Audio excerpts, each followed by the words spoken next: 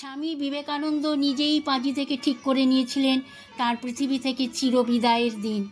তিনিও গুরুপন্থা অবলম্বন করেছিলেন, অর্থাৎ স্বয়ং শ্রী শ্রী রামকৃষ্ণ পরমহংসদেব পাঁজি অনুসারে নিজের তিরোধানের দিনটি নির্ধারণ করেছিলেন। 1902 সালের 4 জুলাই শুক্রবার। স্বামীজি অসুস্থ ছিলেন, কিন্তু সেদিন তিনি অনেক সুস্থতা বোধ করছেন। ভোরবেলা মন্দিরে গিয়ে উপাসনা করলেন, তারপর খেলেন গরম দুধ, কিছু ফল। গঙ্গা থেকে সদ্য ধরেছে এমন ইলিশ কিনলেন। বললেন, ইলিশের ঝাল, ঝোল, অম্বল সব হবে, আর সাবধানতার কোনো প্রয়োজন নেই, কারণ তাঁর চলে যাবার দিন নির্ধারিত, তিনিই ঠিক করেছেন। সকাল 11:30টায় মধ্যাহ্নভোজ সারলেন। ইলিশের সব রকম পদ তিনি আহার করলেন পেট পুড়ে। এরপর দুপুর 1টা থেকে 4টে পর্যন্ত সংস্কৃত ব্যাকরণের ক্লাস নিলেন তিনি। ক্লাস করাতে করাতে নানা হাসি ঠাট্টাও করলেন। বিকেলে প্রেমানন্দকে নিয়ে বেড়াতে বেরোলেন। শরীর অসুস্থতার কারণে তিনি বেশি হাঁটতে পারতেন না।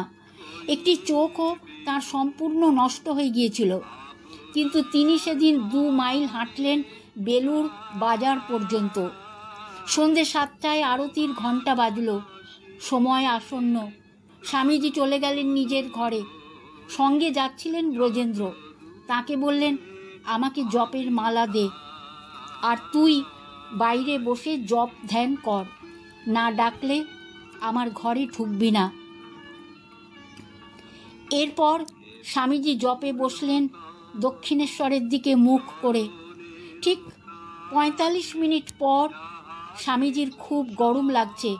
ব্রজেন্দ্রকে ডেকে বললেন, সব জানলা খুলে দাও, মাথায় বাতাস করো। স্বামীজি এরপর চিত হয়ে নিথর, যেন গভীর ধ্যানে মগ্ন হয়েছেন। লগ্ন সমাগত। রাত 9টায় একবার বাঁ পাশ ফিরলেন। তার কপালে ঘাম, নীরবে শিশুর মতো কাঁদছেন। হঠাৎ দুবার গভীর নিঃশ্বাস ফেললেন। রাত্রি 9:10। বালিশ থেকে মাথা পড়ে গেল। চোখ স্থির, ঠোঁটে হাসি। তিনি বলেছিলেন তাঁর 40 পেরোবে না, আর চলে যাবার মুহূর্তে বয়স 39 বছর 5 মাস 24 দিন। 40 ছুঁলেন না তিনি। বরানগর থেকে ডাক্তার মহেন্দ্র মজুমদারকে ডাকা হলো। রাত 12টার সময় ডাক্তার মজুমদার বললেন, স্বামীজি চলে গিয়েছেন। কলকাতা থেকে গিয়ে উপস্থিত হলেন স্বামী ব্রহ্মানন্দ, স্বামী শারদানন্দ।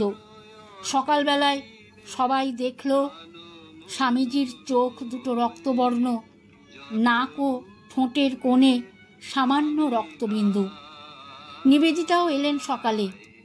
তারপর দিনের শেষে সন্ধে 6টায় স্বামীজির দাহকার্য শেষ হলো।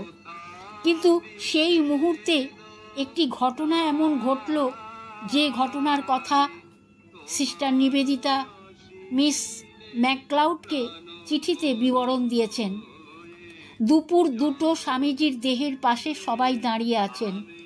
বিছানার ওপর পাতা একটি বস্ত্রখণ্ড। নিবেদিতা স্বামী শারদানন্দকে জিজ্ঞাসা করলেন, ওটাও পোড়ানো হবে কি না। স্বামীজি শেষবারের মতো ওটাই পরিধান করেছিলেন।